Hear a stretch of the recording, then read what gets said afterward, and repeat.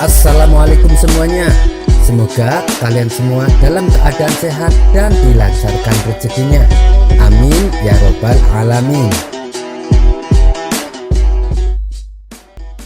Maraknya tindak kejahatan di kota Baghdad membuat para warga merasa resah dan diliputi oleh ketakutan. Apalagi ketika waktu menjelang malam, suasana kota Baghdad yang biasa ramai kini sepi seperti kota mati. Hal ini membuat Baginda Raja khawatir. Ia pun dengan sigap perintahkan para prajurit istana untuk mengadakan patroli setiap malam. Namun yang membuat Abu Nawas kesal, mereka bukannya berjaga dan siaga, tapi malah tiduran di pos-pos penjagaan. Sehingga tindak kejahatan yang sedang marak tak kunjung reda. Akhirnya karena tak kuat menahan emosi, diam-diam Abu Nawas membakar pos-pos tempat penjagaan para prajurit. Akibat perbuatannya ini, Abu Nawas ditangkap dan dihadapkan kepada Baginda Raja. "Kurang ajar kau Abu Nawas, bukannya ikut menjaga keamanan malah menambah kejahatan," bentak Baginda Raja. "Ampun Paduka, tapi saya bukan penjahat," balas Abu Nawas. "Dengan perbuatanmu ini kau bilang bukan penjahat, lalu apa namanya?" kata Baginda Raja bertambah emosi. "Saya hanya menguji Paduka seberapa siaganya para prajurit istana. Ternyata mereka tidak sigap. Harusnya saat aku sedang membakar pos jaga, mereka langsung menangkap saya," jelas Abu Nawas. Mendengar penjelasan Abu Nawas, sejenak Baginda Raja terdiam. Karena apa yang dikatakan Abu Nawas ada benarnya juga. "Wahai prajurit, bisa kalian jelaskan mengapa kalian tidak melakukan seperti yang Abu Nawas katakan?" tanya Baginda Raja. Para prajurit yang menangkap Abu Nawas hanya terdiam dan saling pandang. Tiba-tiba Abu Nawas kembali berkata, "Itu tidak mungkin Paduka, karena kerjaan mereka hanya tiduran di pos jaga. Itulah kenapa mereka terlambat mengetahuinya. Dan oleh sebab itulah tindak kejahatan di kota Baghdad masih merajalela," tutur Abu Nawas. Spontan Baginda Raja menjadi geram dan menghukum para prajurit yang lalai dalam tugasnya. Kemudian Baginda Raja menggantinya dengan prajurit-prajurit yang lain. Kali ini para prajurit yang ditugaskan melaksanakan tugasnya dengan baik. Sehingga lambat laun suasana kota Baghdad akhirnya kembali aman dan tentram. Kisah selanjutnya. Dikisahkan Abu Nawas dan istrinya tengah bertengkar hebat. Masing-masing tidak ada yang mau mengalah. Akibatnya pertengkaran pun semakin memanas. Karena tak tahan dengan omelannya, Abu Nawas pun akhirnya memilih untuk meninggalkan rumah. Ia pergi ke sebuah hutan guna menenangkan diri. Lalu ia duduk di atas rerumputan sambil merenung atas kejadian yang dialaminya. Angin pun berhembus sepoi-sepoi yang membuat Abu Nawas mulai merasakan kantuk. Tak terasa mata Abu Nawas langsung terpejam dengan sendirinya. Tiba-tiba datanglah wanita cantik menghampirinya. "Duhai suamiku, kenapa kau tidur di sini? Ayo kita pulang," kata wanita tersebut. Sontak Abu Nawas terkejut mendengarnya. "Apa? Kau tadi menyebutku suami? Apa aku tidak salah dengar?" tanya Abu Nawas. "Sudahlah, jangan berlagak bodoh. Ayo pulang, aku sudah siapkan makanan untukmu," balas wanita itu. Abu Nawas pun menuruti ajakan wanita yang baru saja dijumpainya. Ia pulang ke rumah bersama wanita tersebut. Setibanya di rumah, Abu Nawas merasa heran karena ia tak menjumpai istrinya. "Mana istriku? Kenapa tidak ada di rumah?" tanya Abu Nawas. "Kamu kenapa sih? Aku ini kan istrimu," jawab wanita itu. Kemudian si wanita menyuguhkan hidangan dan mempersilahkan Abu Nawas untuk memakannya. Setelah waktu menjelang malam, Abu Nawas masih saja diliputi rasa keheranan. Apa yang sebenarnya terjadi? Kenapa istriku adalah wanita yang berbeda? Tanya Abu Nawas dalam hati. Tak berselang lama, wanita yang mengaku istri Abu Nawas itu mengajaknya tidur bersama. Saat mereka rebahan di atas ranjang, wanita itu mulai berbicara tentang suami pertamanya. Dia bilang bahwa suami pertamanya adalah seorang lelaki yang sangat baik dan penyayang. Abu Nawas kemudian bertanya, "Lalu aku ini siapa?" Wanita itu menjawab, "Kamu itu suami keduaku. Meskipun kamu tidak setampan suami pertamaku, tapi aku berusaha untuk menerimamu. Kamu seharusnya bersyukur mempunyai istri seperti aku." Mendengar hal itu, Abu Nawas merasa tersinggung. "Hei, dengar ya, kau jangan salah. Istri pertamaku juga tak kalah cantiknya denganmu. Dia adalah wanita paling baik yang pernah aku kenal." Seketika, wanita itu menjadi marah, sehingga ia berkata dengan nada keras. Lagi-lagi Abu Nawas terlibat pertengkaran. Hal ini membuatnya kembali emosi. Ia pun lalu menendang wanita itu hingga terjatuh dari tempat tidur dan terjerembab di lantai. Tak terima dengan perlakuan Abu Nawas, wanita itu pergi ke pengadilan dan mengajukan tuntutan. Ketika sidang pengadilan dimulai, wanita itu berkata di hadapan Tuan Hakim, "Wahai Tuan Hakim, aku ingin suamiku Abu Nawas supaya dihukum penjara. Dia telah melakukan tindakan kekerasan." Tuan Hakim bertanya, "Kekerasan macam apa yang dilakukan padamu?" Wanita itu menjawab, "Ketika kami berdua rebahan di tempat tidur, dia menendangku sehingga aku terjatuh ke lantai." Kemudian Tuan Hakim bertanya kepada Abu Nawas, "Wahai Abu Nawas, benarkah itu? Kenapa kau tega berbuat kasar kepada istri keduamu?" Abu Nawas menjawab, "Saya tidak melakukannya, Tuan Hakim. Permasalahannya begini. Pada waktu itu kami berdua sedang rebahan di atas tempat tidur. Kemudian dia menghadirkan temannya dalam percakapan. Aku pun demikian. Aku juga menghadirkan temanku dalam percakapan. Dengan demikian ada 4 orang di atas tempat tidur. Tentu saja tempat tidurnya jadi sangat sesak, sehingga istri kedua saya terjatuh dari tempat tidur." Setelah mendengar penjelasan Abu Nawas, Tuan Hakim pun tak sanggup menahan tawa dan memutuskan untuk mengakhiri kasus ini. Sementara wanita yang merupakan istri kedua Abu Nawas tak terima dengan keputusan tersebut. Ia pun langsung melemparkan palu pengadilan tepat mengenai kepala Abu Nawas. Abu Nawas pun jatuh pingsan. Ketika ia tersadar dan membuka mata, ternyata ia kembali berada di hutan. "Alhamdulillah, ternyata tadi itu cuma mimpi. Segalak-galaknya istriku, dia tidak pernah menuntutku untuk dipenjara, apalagi sampai tega melempar palu pengadilan di kepalaku," kata Abu Nawas dalam hati. Kisah selanjutnya. Maraknya uang palsu yang beredar di kota Baghdad membuat Baginda Raja resah. Ia pun mengundang Abu Nawas untuk dimintai solusi.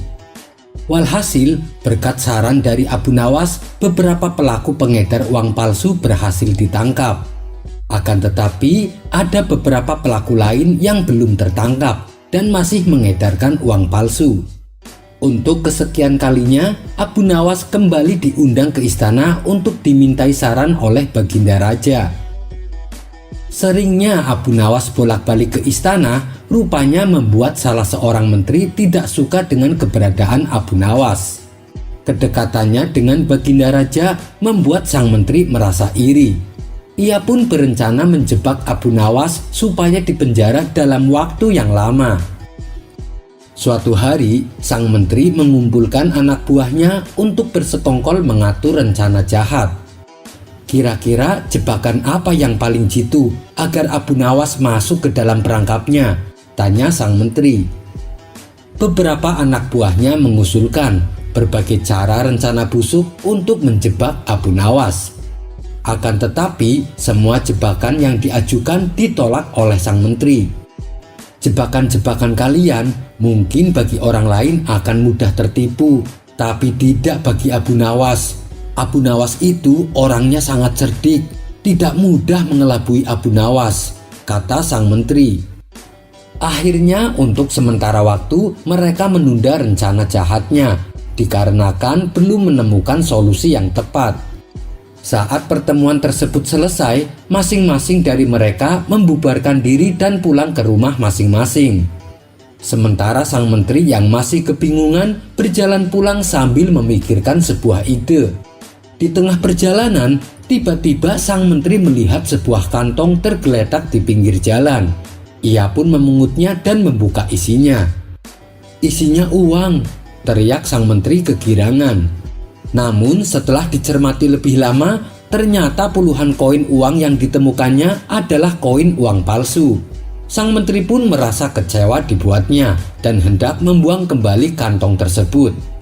Tapi tiba-tiba terbesit di benaknya sebuah siasat jahat untuk menjebak Abu Nawas. Hari itu juga sang menteri segera mengumpulkan anak buah untuk mengatur siasat busuknya. Besok kalau Abu Nawas pergi ke pasar, kita taruh kantong yang berisi uang palsu di pinggir jalan yang biasa dilaluinya. Nanti kalau dia mengambil kantong tersebut, kita sergap rame-rame. Kita teriakan kepada orang-orang bahwa Abu Nawas adalah pengedar uang palsu dan akan digunakan belanja di pasar, kata sang menteri memberitahu. Setelah rencananya telah tersusun dengan matang, esok paginya mereka mulai melakukan aksinya. Abu Nawas yang tak menyadari sedang diincar berjalan santai menuju ke pasar.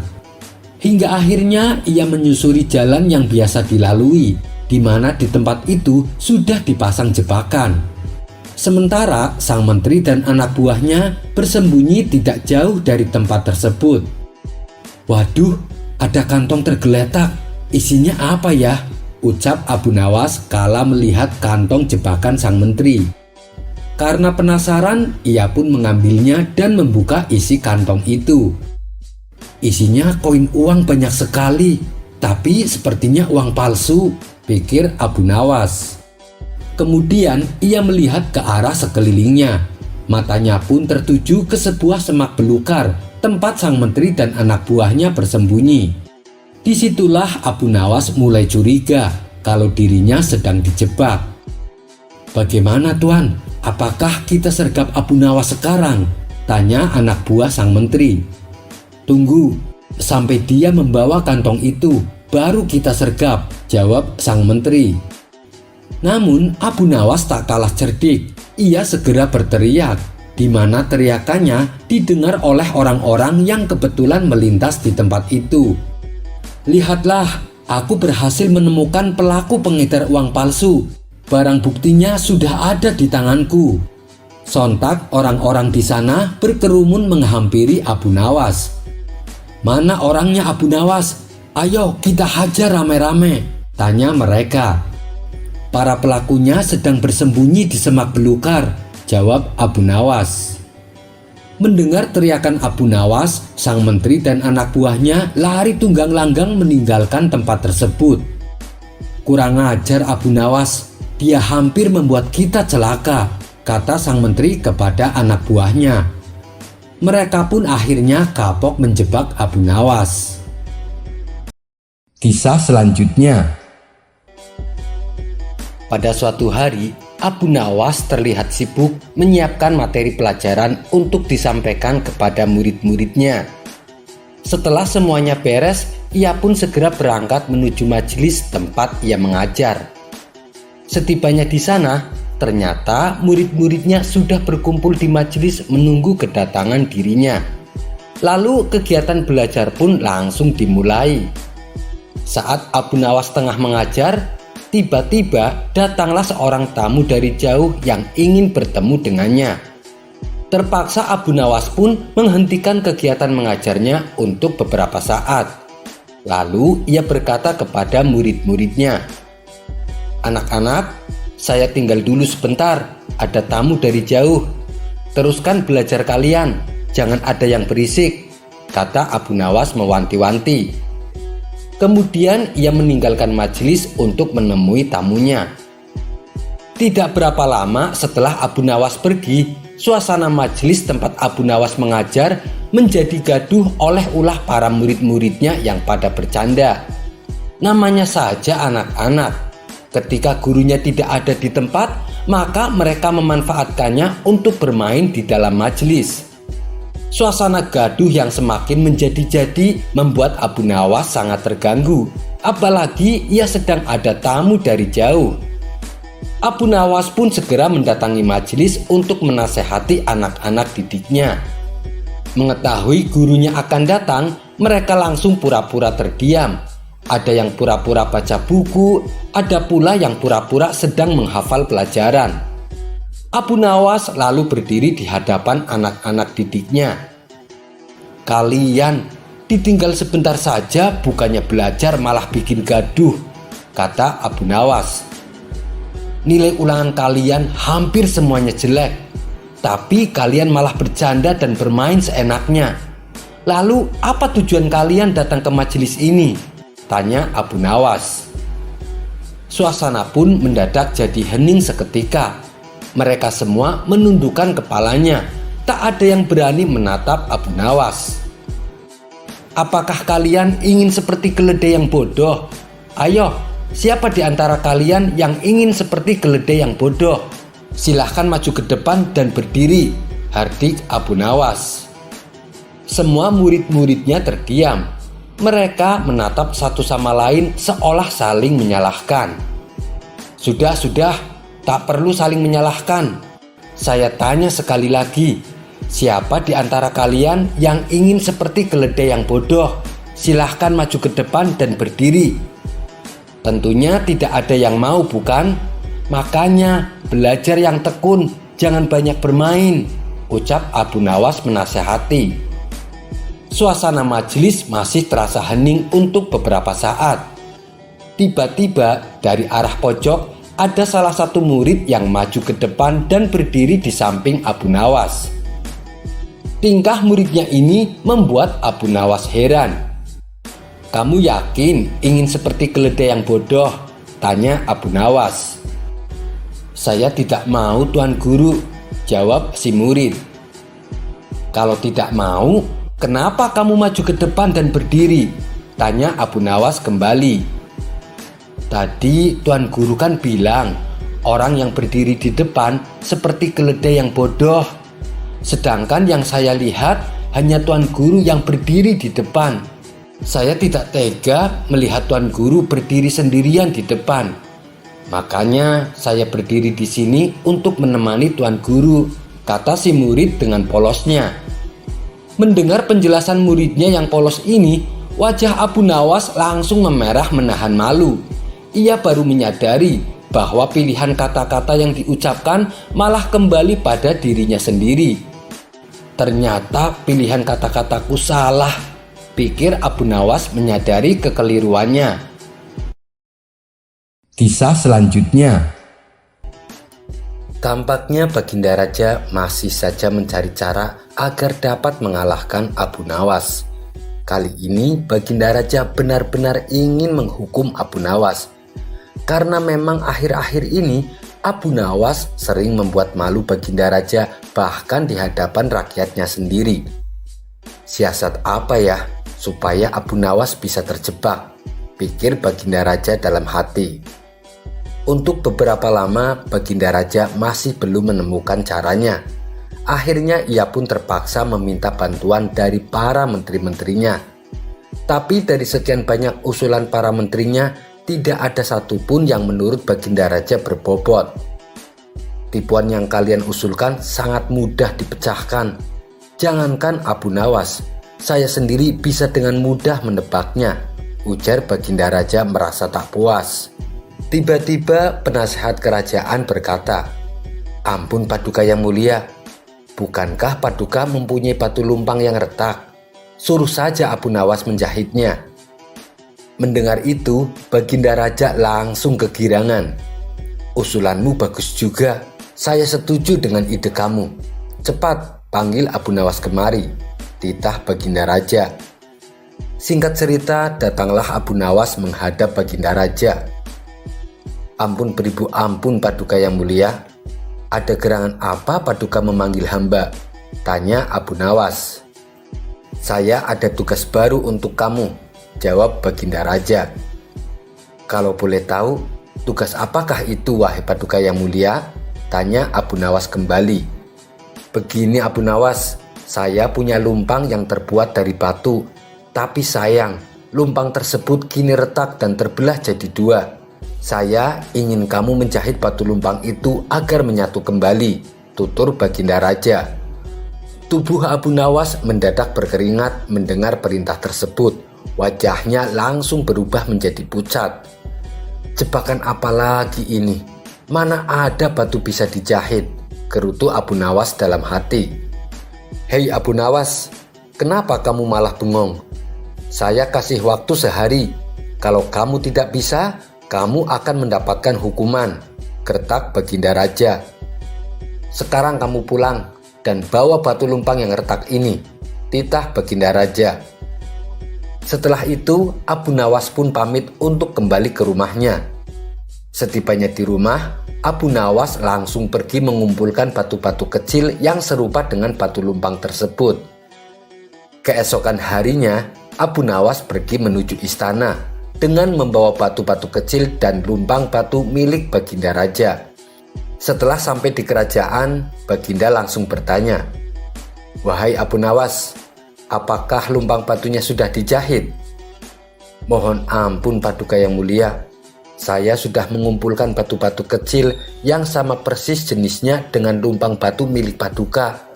Dan saya minta tolong kepada Paduka untuk memilih serat dari batu-batu kecil yang saya kumpulkan. Setelah itu saya akan jahit batu lumpang milik Baginda," jawab Abu Nawas. "Apa-apaan engkau ini? Siapa juga yang dapat membuat batu sekecil itu menjadi benang?" bentak Baginda Raja. "Ampun Paduka, tapi lumpang batu milik Paduka tidak bisa bila dijahit pakai benang biasa. Lumpang batu itu harus dijahit dengan benang yang terbuat dari batu," ujar Abu Nawas. Mendengar penjelasan Abu Nawas, Baginda Raja pun tak bisa berbuat apa-apa. "Kamu memang cerdik Abu Nawas," batin Baginda Raja dalam hati. Dengan terpaksa, Baginda Raja kembali membebaskan Abu Nawas. Abu Nawas pun lolos dari hukuman meskipun dia tidak menyelesaikan tugas mustahil yang diberikan dari Baginda Raja. Kisah selanjutnya. Yang namanya hidup bertetangga, pastilah ada tetangga yang suka dengan kita, ada pula yang tidak. Begitu juga dengan yang dialami Abu Nawas. Meskipun dikenal suka menolong, tapi ada saja tetangga yang tidak suka. Sebut saja namanya Abu Jahil. Entah kenapa, ia sangat membenci Abu Nawas. Si Abu Jahil ini selalu mencari celah untuk memfitnah Abu Nawas, akan tetapi usahanya selalu gagal. Tentu saja hal ini membuat Abu Jahil semakin benci kepada Abu Nawas. Hingga pada suatu ketika Abu Jahil ini mempunyai rencana yang licik. Ia akan menjebak Abu Nawas supaya namanya menjadi buruk di mata masyarakat. Pada esok harinya, Abu Jahil mulai mengatur strategi. Ia pergi ke pasar untuk membeli sandal, di mana sandal yang ia beli sama persis dengan kepunyaan Abu Nawas. Abu Jahil juga membayar orang suruhan untuk mengambil keledainya sendiri pada malam hari. Setelah malam tiba, Abu Jahil mulai menjalankan aksinya. Ia sengaja menaruh keledainya di depan rumah. Dan ia juga menaruh sandal yang sama persis dengan sandal Abu Nawas di halaman rumahnya. Tidak lama kemudian, datanglah orang bayaran Abu Jahil untuk mengambil keledai di depan rumahnya. Setelah orang bayarannya sudah benar-benar menghilang, Abu Jahil mendadak berteriak, "Maling! Maling! Keledai saya dicuri maling!" Teriak Abu Jahil pura-pura berlagak panik. Sontak teriakan Abu Jahil ini mengundang perhatian para tetangganya. Mereka lalu berduyun-duyun mendatangi rumah Abu Jahil. "Ada apa Abu Jahil?" tanya salah satu tetangganya. "Keledai saya dicuri maling, tapi malingnya sempat saya pergoki," jawab Abu Jahil. "Kamu berhasil mengenali wajahnya Abu Jahil?" tanya tetangga yang lain. "Enggak sih, karena waktu saya pergoki, malingnya langsung panik dan lari terbirit-birit sampai ia meninggalkan sandalnya," kata Abu Jahil sambil menunjukkan sandal di halamannya. "Loh, ini kok seperti sandal Abu Nawas? Tapi masa iya sih Abu Nawas mencuri keledaimu?" ujar tetangganya tak percaya. "Yah, namanya orang lagi khilaf, apapun pasti dilakukannya. Apalagi sekarang Abu Nawas sudah lama tidak diberi hadiah Baginda Raja. Pastinya dia tidak punya uang lagi untuk beli makanan," ucap Abu Jahil memprovokasi. Akibat hasutan Abu Jahil ini, para warga mulai tersulut emosinya. Abu Nawas yang sedang asik tidur di rumahnya langsung dipaksa dan diarak warga menuju istana. "Ada apa ini? Apa yang kalian lakukan?" tanya Abu Nawas bingung. "Sudah, kamu diam saja. Kamu harus mempertanggungjawabkan perbuatanmu," bentak Abu Jahil. Dalam hati Abu Jahil berkata, "Kali ini aku berhasil menjebakmu Abu Nawas." Ia pun tersenyum jahat kepada Abu Nawas. Setibanya di istana, Baginda Raja kaget ada rombongan warga datang ke istana. Terlebih lagi, di situ ada Abu Nawas dengan kondisi tangan terikat. "Ada apa ini? Kenapa malam-malam datang kemari?" tanya Baginda Raja. "Ampun Paduka yang mulia, saya mau melaporkan keledai saya dicuri Abu Nawas," jawab Abu Jahil. Abu Nawas yang mendengar pengaduan Abu Jahil hanya terdiam. Ia menunggu saat yang tepat untuk membongkar kedok Abu Jahil. "Memangnya kamu punya buktinya Abu Jahil? Apakah keledaimu ada di rumah Abu Nawas?" tanya Baginda Raja. "Keledainya memang tidak ada di rumah Abu Nawas. Bisa saja dia menaruhnya di tempat lain Paduka yang mulia. Tapi saya punya bukti yang lain." Baginda Raja kembali bertanya, "Coba tunjukkan bukti yang kamu punya." Abu Jahil lalu menunjukkan sandal yang mirip dengan sandal Abu Nawas. "Ini buktinya Paduka yang mulia. Waktu saya pergoki, Abu Nawas lari terbirit-birit sampai meninggalkan sandalnya di halaman rumah saya," tutur Abu Jahil. "Apa benar itu sandal kamu Abu Nawas?" tanya Baginda Raja kepada Abu Nawas. "Bukan Baginda, tapi sandal itu emang mirip dengan sandal saya," jawab Abu Nawas. "Kamu jangan mencoba mengelak Abu Nawas. Jelas-jelas itu sandal kamu," bentak Abu Jahil. Sudah, berikan sandal itu padaku," pinta Baginda Raja kepada Abu Jahil. Setelah Abu Jahil memberikan sandalnya, Baginda Raja lalu memanggil Abu Nawas. "Abu Nawas, kemarilah. Coba pakai sandal ini," perintah Baginda Raja. Dan setelah dicoba, sandal yang dibawa Abu Jahil tidak muat di kaki Abu Nawas. Melihat hal itu, Abu Jahil mulai belingsatan. Mukanya pucat dan keringat dingin mulai keluar dari tubuhnya. "Ini jelas-jelas bukan sandal Abu Nawas. Kamu jangan menuduh orang sembarangan. Atau jangan-jangan kamu ingin memfitnah Abu Nawas," bentak Baginda Raja geram kepada Abu Jahil. Dengan mulut terbata-bata, Abu Jahil menjawab, "Maaf Paduka yang mulia, saya kira itu sandalnya Abu Nawas." Ternyata Abu Jahil salah perhitungan. Saat ia membeli sandal yang mirip dengan sandal Abu Nawas, Abu Jahil tidak mencocokkan dengan ukuran kakinya Abu Nawas.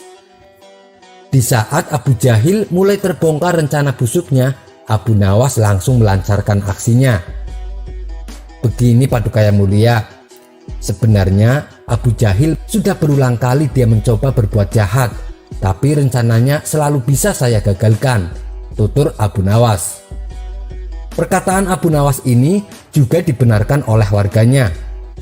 Benar Baginda, benar apa yang dikatakan oleh Abu Nawas.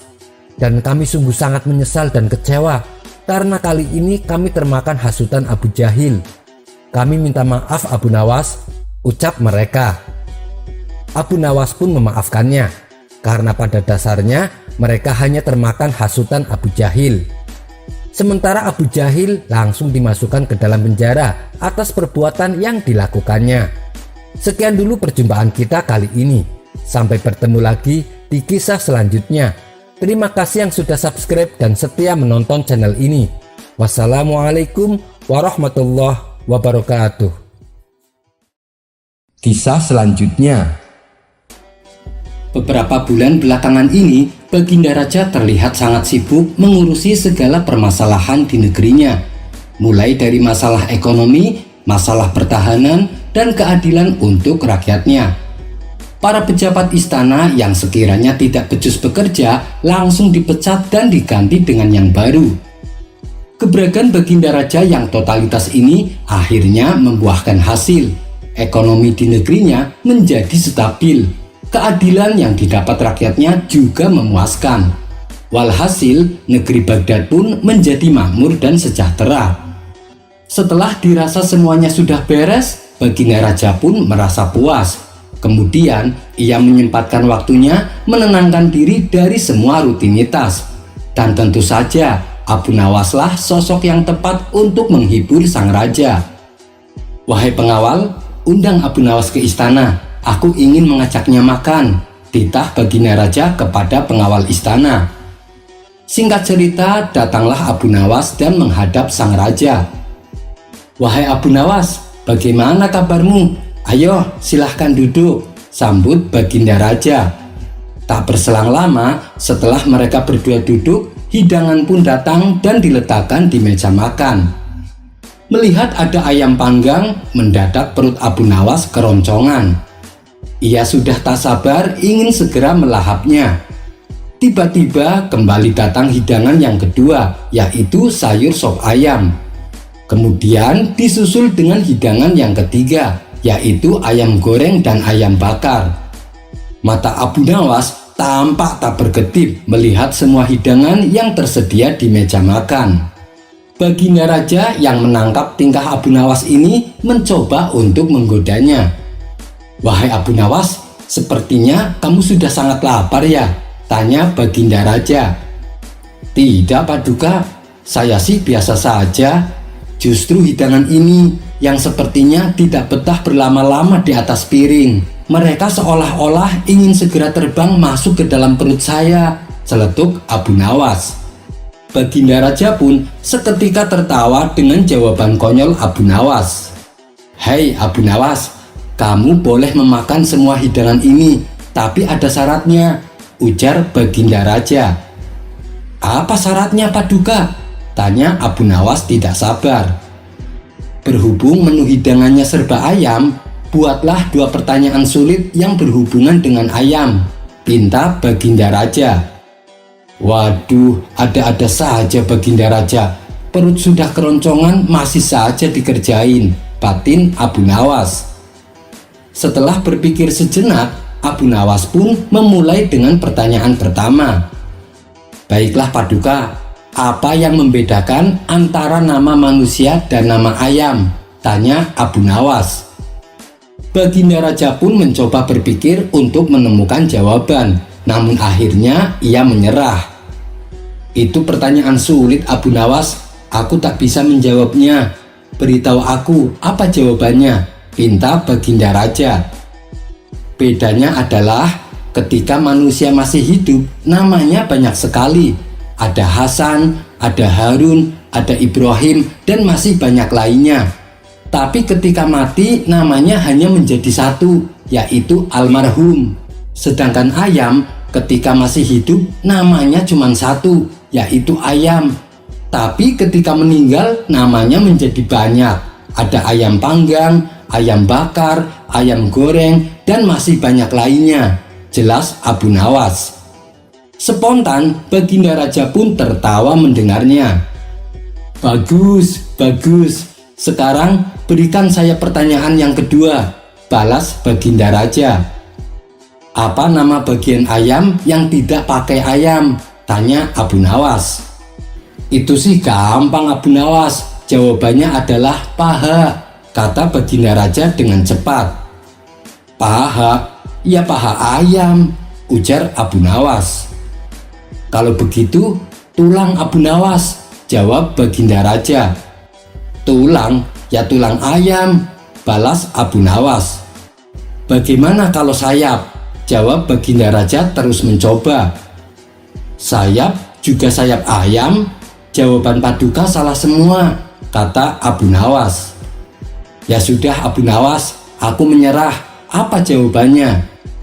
Jawabannya adalah telur ayam digoreng jadi telur mata sapi.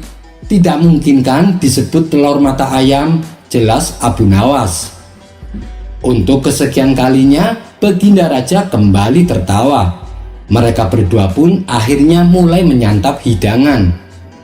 Setelah jamuan makan selesai, Baginda Raja berkata kepada Abu Nawas, "Hari ini aku sangat terhibur. Terima kasih Abu Nawas," kata Baginda Raja. Abu Nawas pun lalu dipersilahkan pulang dan diberi hadiah sekantong uang. Kisah selanjutnya. Seperti biasa, kalau tidak ada undangan ke istana, Abu Nawas menghabiskan waktunya di kedai teh kepunyaan Pak Hamid. Karena di sanalah ia bisa tahu berita hangat yang sedang beredar di masyarakat dari sesama kawan tongkrongannya. Pada suatu hari, saat Abu Nawas sedang nongkrong di warung Pak Hamid, datanglah beberapa kawannya menemani Abu Nawas. Kemudian salah satu kawannya berkata kepadanya, "Hei Abu Nawas, aku ada tantangan untukmu. Apakah kamu berani?" ucap kawannya. Dengan entengnya Abu Nawas menjawab, "Tentu saja saya berani. Tantangan apa yang akan kalian berikan?" tanya Abu Nawas. "Begini Abu Nawas, tantangannya adalah kalau kamu bisa mengencingi warung Pak Hamid, maka kami akan memberikanmu hadiah. Tapi syaratnya, saat kamu mengencingi seisi ruangan warungnya, Pak Hamid harus tertawa. Kalau Pak Hamid sampai jengkel, berarti kamu telah gagal," ujar kawan-kawannya. Waduh, tantangan yang sangat beresiko. Mengingat Pak Hamid terkenal sangat galak, kata Abu Nawas dalam hati. Ia pun lantas berpikir sejenak. Tak lama kemudian Abu Nawas kembali berkata, "Begini kawan-kawan, karena tantangannya sangat beresiko, berapa hadiah yang akan kalian berikan kalau aku berhasil melakukannya?" tanya Abu Nawas. Kawan-kawannya menjawab, "Kami akan memberikanmu hadiah uang 1.000 dinar. 1.000 dinar? Uang yang cukup banyak." Tanpa pikir panjang, Abu Nawas pun menerima tantangan kawan-kawannya itu. "Baiklah, saya terima tantangan kalian. Tapi saya minta bayarannya sekarang," ucap Abu Nawas. Mereka pun segera memberikan Abu Nawas uang 1.000 dinar. "Kalian tunggu di sini sebentar. Aku akan masuk ke dalam warung Pak Hamid," kata Abu Nawas. Abu Nawas lalu beranjak dari tempat duduknya dan berjalan masuk ke dalam warung Pak Hamid. "Menurut kalian, apakah Abu Nawas bisa berhasil? Pak Hamid kan orangnya sangat galak," tanya salah satu kawannya. "Kita lihat saja nanti. Kalaupun gagal, si Abu Nawas bisa-bisa digebukin pakai kayu sampai pingsan," sahut kawan lainnya sambil tertawa. Tidak lama kemudian terdengar suara tawa Pak Hamid begitu keras. Karena penasaran, kawan-kawannya Abu Nawas segera menengok ke dalam warung Pak Hamid. Betapa kagetnya mereka ketika melihat Abu Nawas sedang mengencingi seluruh ruangan warung Pak Hamid. Sedangkan Pak Hamid sendiri malah tertawa terpingkal-pingkal melihat ulah Abu Nawas. "Bagaimana mungkin ini bisa terjadi?" ucap salah satu dari mereka heran. "Abu Nawas pasti pakai ilmu sihir nih," timpal kawan lainnya. Setelah Abu Nawas berhasil menjalankan tantangannya, ia pun segera meninggalkan warung Pak Hamid dan pulang ke rumahnya dengan membawa hadiah uang. Salah satu kawannya yang penasaran dengan kejadian tadi langsung menyusul Abu Nawas. "Hei Abu Nawas, tunggu dulu," teriaknya sambil berlari ke arah Abu Nawas. Abu Nawas pun menghentikan langkahnya. "Ada apa lagi? Kan tantangannya sudah berhasil aku lakukan," tutur Abu Nawas. "Iya benar, tapi saya heran Abu Nawas, bagaimana cara kamu melakukannya? Padahal Pak Hamid kan sangat galak, tapi kamu berhasil mengencingi hampir seisi ruangan warungnya. Dan ia sama sekali tidak marah, malah ia tertawa terpingkal-pingkal," tanya kawannya penasaran. "Oh, itu sih gampang," balas Abu Nawas. "Saat aku menemui Pak Hamid di dalam warungnya, aku menantang dia sebuah permainan dengan hadiah 500 dinar. Tentu saja Pak Hamid tertarik. Permainannya adalah barang siapa yang paling banyak memasukkan air kencing ke dalam gelas di hadapannya, maka dialah pemenangnya.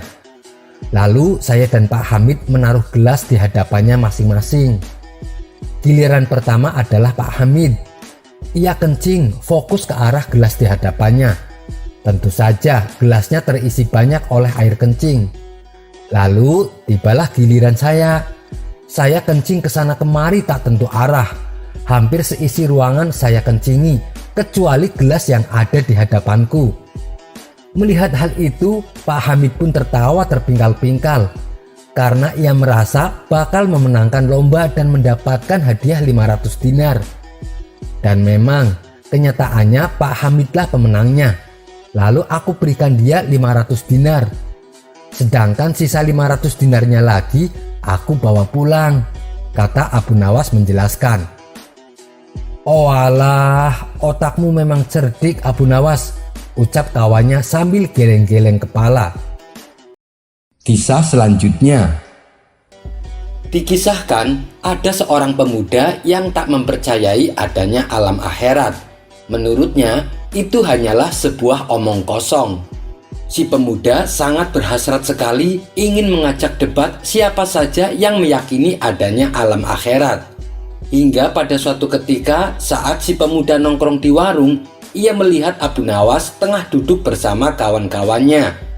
Kala itu Abu Nawas sedang menjelaskan betapa pedihnya siksa kubur, terutama bagi orang-orang kafir yang tak mempercayai Allah dan Rasul-Nya. "Wahai Abu Nawas, jadi orang kafir ketika di alam kubur dia langsung mendapatkan siksa?" tanya salah satu kawannya. "Benar, orang tersebut langsung mendapatkan siksa," jawab Abu Nawas. Mendengar percakapan Abu Nawas dan kawan-kawannya, si pemuda merasa penasaran. "Apa benar apa yang dikatakan Abu Nawas?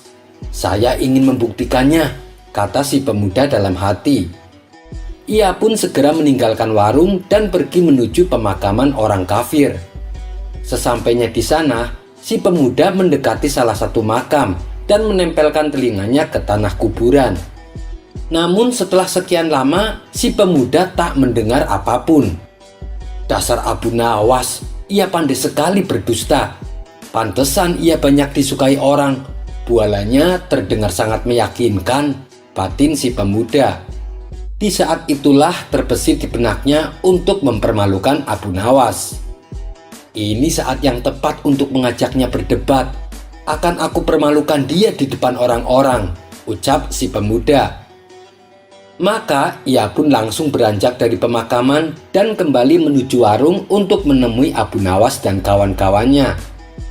Setelah tiba di hadapan Abu Nawas, si pemuda berkata, "Hei Abu Nawas, barusan aku dari kuburan orang kafir.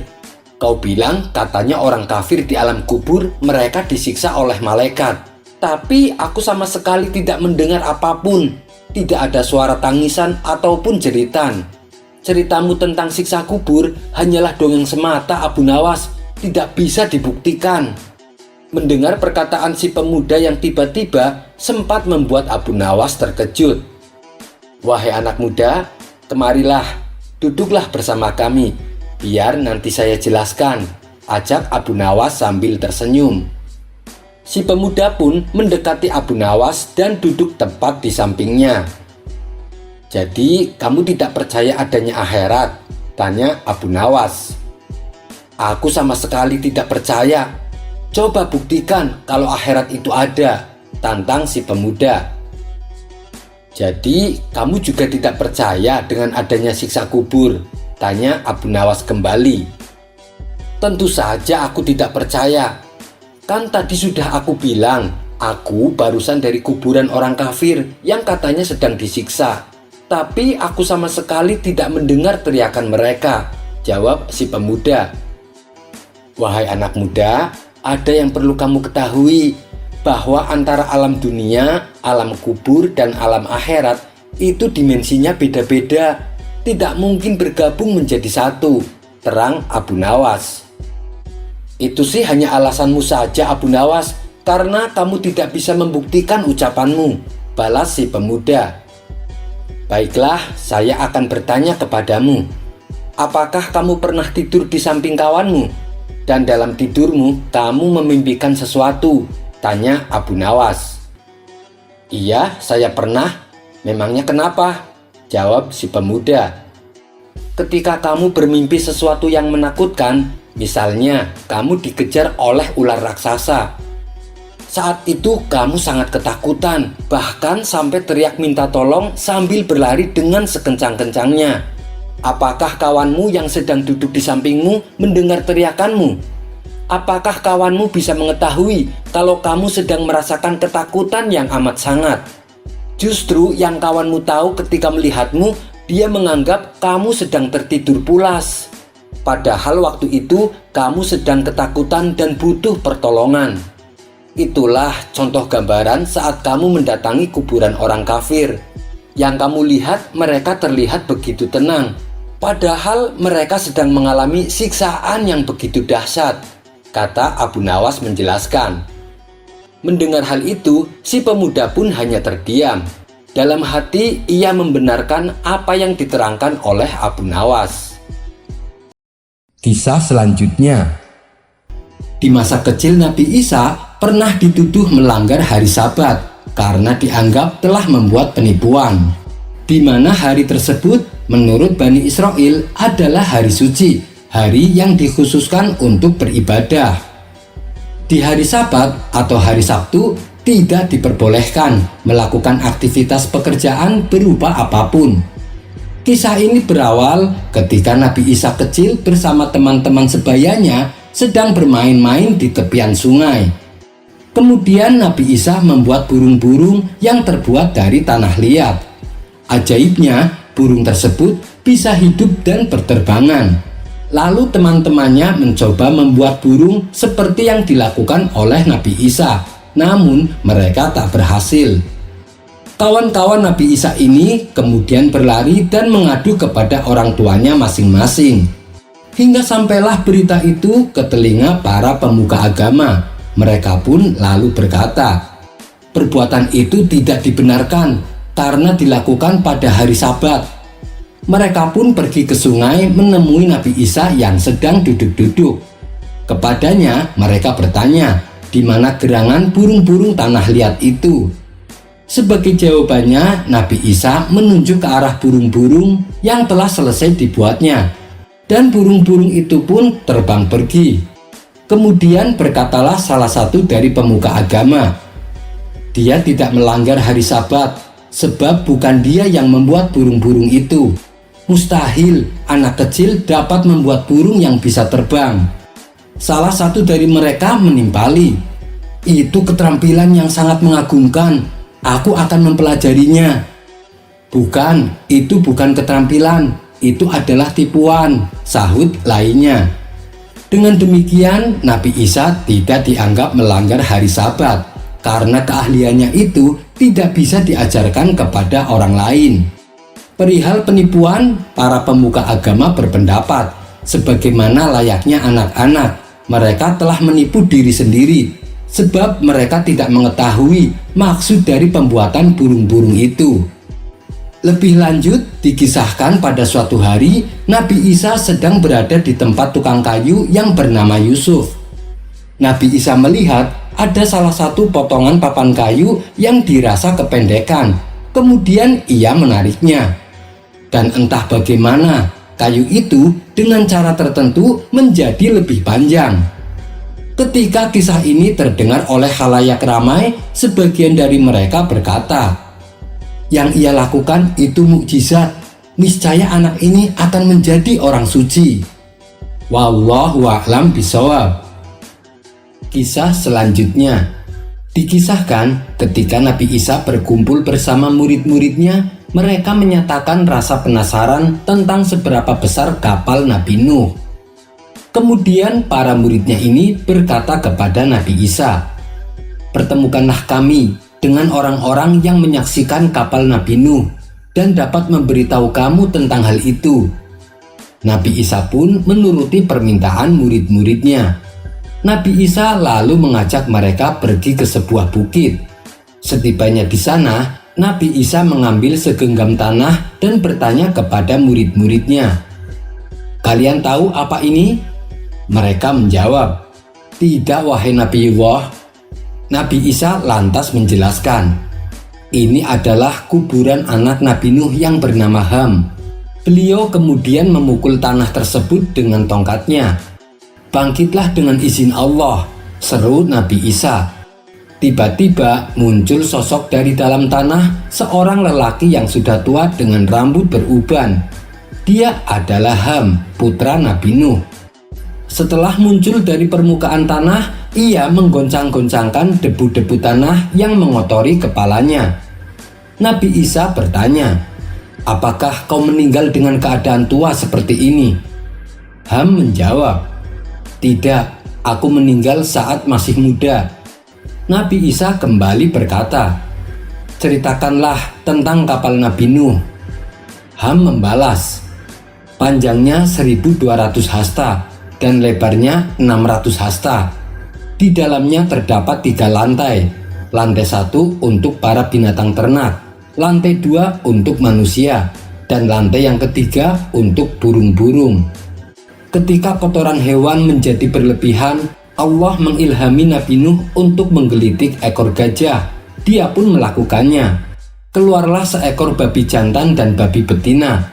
Mereka lalu memakan kotoran-kotoran yang ada di kapal Nabi Nuh. Namun muncul permasalahan baru. Kawanan tikus menggerogoti kapal Nabi Nuh. Allah kemudian mengilhami Nabi Nuh untuk memukul singa di antara kedua matanya. Maka keluarlah dari hidungnya seekor kucing jantan dan kucing betina. Mereka pun menyerang tikus-tikus itu. Setelah menceritakan keadaan kapal Nabi Nuh, Nabi Isa kembali bertanya, "Bagaimana Nabi Nuh mengetahui bahwa seluruh bumi telah tenggelam?" Ham menjawab, "Dia mengirim seekor burung gagak untuk memberinya informasi, tetapi sang gagak menemukan mayat dan menyambarnya. Nabi Nuh pun mengutuk perbuatannya yang membuat gagak ketakutan. Oleh karena itu, burung gagak tidak menyukai rumah-rumah. Kemudian Nabi Nuh mengirim seekor burung merpati. Lalu burung merpati tersebut terbang tinggi meninggalkan kapal Nabi Nuh. Setelah ia kembali, ia membawa daun zaitun di paruhnya dan tanah liat di kakinya. Oleh karenanya Nabi Nuh tahu bahwa semua bumi telah terendam air. Nabi Nuh lalu memberkati burung merpati agar jinak dan tidak berbahaya. Oleh sebab itulah burung merpati menyukai rumah-rumah." Sesudah Ham menceritakan kondisi kapal Nabi Nuh, para murid Nabi Isa berkata, "Wahai Nabiullah, mengapa engkau tidak membawa Ham kepada orang-orang kita sehingga dia dapat duduk dan berbicara dengan kita?" Nabi Isa menjawab, "Bagaimana mungkin orang yang sudah tidak memiliki kehidupan mengikuti kalian?" Kemudian Nabi Isa kembali berkata kepada Ham, "Wahai Ham, kembalilah dengan izin Allah." Dan anak Nabi Nuh ini kembali berubah menjadi debu. Wallahu a'lam bishawab. Kisah selanjutnya. Seperti kita ketahui bahwa Raja Fir'aun dan kaumnya sangat membenci Nabi Musa dan Bani Israel. Namun ternyata ada salah seorang dari kaum Fir'aun yang justru mengimani ajaran Nabi Musa. Tapi ia senantiasa menyembunyikan keimanannya tersebut. Dan orang misterius inilah yang senantiasa menolong Nabi Musa dari kekejaman Fir'aun. Sewaktu Nabi Musa ketahuan membunuh orang Mesir, Fir'aun dan para pejabat istana memutuskan untuk menghukum mati Nabi Musa. Lalu orang misterius tersebut menolong Nabi Musa dengan memberitahukan rencana Raja Fir'aun. Ia juga menyarankan Nabi Musa agar segera meninggalkan Mesir sebab nyawanya sedang terancam. Nabi Musa pun menuruti nasihatnya. Ia bergegas pergi dengan cara sembunyi-sembunyi supaya tidak ketahuan prajurit penjaga kota. Beberapa tahun kemudian, orang misterius itu kembali menolong Nabi Musa untuk kedua kalinya. Kala itu Nabi Musa sudah diangkat menjadi rasul. Beliau berdakwah di hadapan Fir'aun dan kaumnya agar kembali ke jalan yang benar. Jangan lagi mengaku sebagai Tuhan dan mengajak Fir'aun untuk menyembah Allah Tuhan yang esa. Akibat dakwah Nabi Musa ini, Raja Fir'aun menjadi murka dan ingin membunuhnya. Maka ia minta pendapat kepada para pembesar istana tentang rencananya tersebut. Dari sekian banyak usulan para pembesar istana, hanya orang misterius ini yang menolak rencana pembunuhan kepada Nabi Musa. Tentunya dengan kalimat yang lemah lembut, sehingga tidak membuat Raja Fir'aun marah. Sebagaimana firman Allah dalam Al-Quran surat Ghafir ayat 28. Dan seorang laki-laki yang beriman di antara pengikut-pengikut Fir'aun yang menyembunyikan imannya berkata, "Apakah kamu akan membunuh seorang laki-laki karena dia mengatakan Tuhanku ialah Allah, padahal dia telah datang kepadamu dengan membawa keterangan-keterangan dari Tuhanmu? Dan jika ia seorang pendusta, maka dialah yang menanggung dosa dustanya itu. Dan jika ia seorang yang benar, niscaya sebagian bencana yang diancamkannya kepadamu akan menimpamu. Sesungguhnya Allah tidak menunjuki orang-orang yang melampaui batas lagi pendusta." Atas usulannya tersebut, Raja Fir'aun pun menunda rencananya untuk membunuh Nabi Musa. Adapun sosok orang misterius ini masih belum terungkap. Menurut Ibnu Jarir, yang pasti dia bukanlah dari kaum Bani Israel, tapi dari kalangan bangsa Mesir. Seandainya orang itu adalah dari kaum Bani Israel, tidak diragukan lagi, tentu dia akan segera mendapat hukuman karena dia termasuk orang Bani Israel. Pendapat tersebut berdasarkan karena dia adalah pembesar istana dan Fir'aun mau mendengarkan perkataannya. Sementara menurut As-Su'udi, orang misterius itu adalah anak daripada pamannya Raja Fir'aun. Kisah selanjutnya diceritakan ada salah satu kaum Nabi Musa yang hidup di pesisiran pantai. Mata pencaharian mereka adalah sebagai nelayan. Lalu Allah memerintahkan Nabi Musa agar kaumnya tersebut memuliakan hari Jumat, yaitu dengan cara meninggalkan semua pekerjaan dan hanya digunakan untuk beribadah.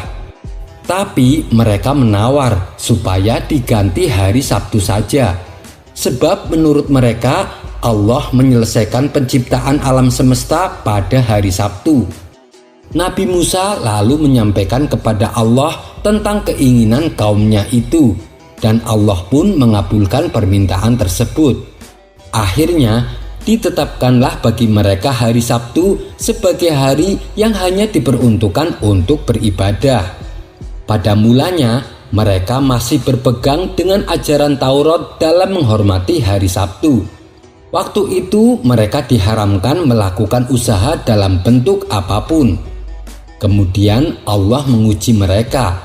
Ketika setiap datang hari Sabtu, banyak ikan-ikan yang berenang dari laut menuju ke pesisir pantai. Sedangkan di hari-hari lainnya hanya sedikit ikan yang muncul, bahkan terkadang tak ada sama sekali. Melihat hal ini, mereka pun melakukan tipu muslihat agar dapat menangkap ikan-ikan tersebut. Ketika hari Jumat, mereka memasang tali, jaring, dan perangkap, serta menggali lubang ke arah tempat air untuk menampung ikan-ikan yang datang dari laut. Sehingga kalau ikan-ikan itu sudah berada di dalam lubang, mereka tidak dapat keluar lagi untuk kembali ke laut. Dan rencana mereka pun berhasil. Saat datang hari Sabtu, banyak ikan yang terperangkap dan tak bisa kembali ke laut. Sementara kaum Nabi Musa ini tetap menjalankan perintah Allah dengan meninggalkan segala pekerjaan dan hanya digunakan untuk beribadah.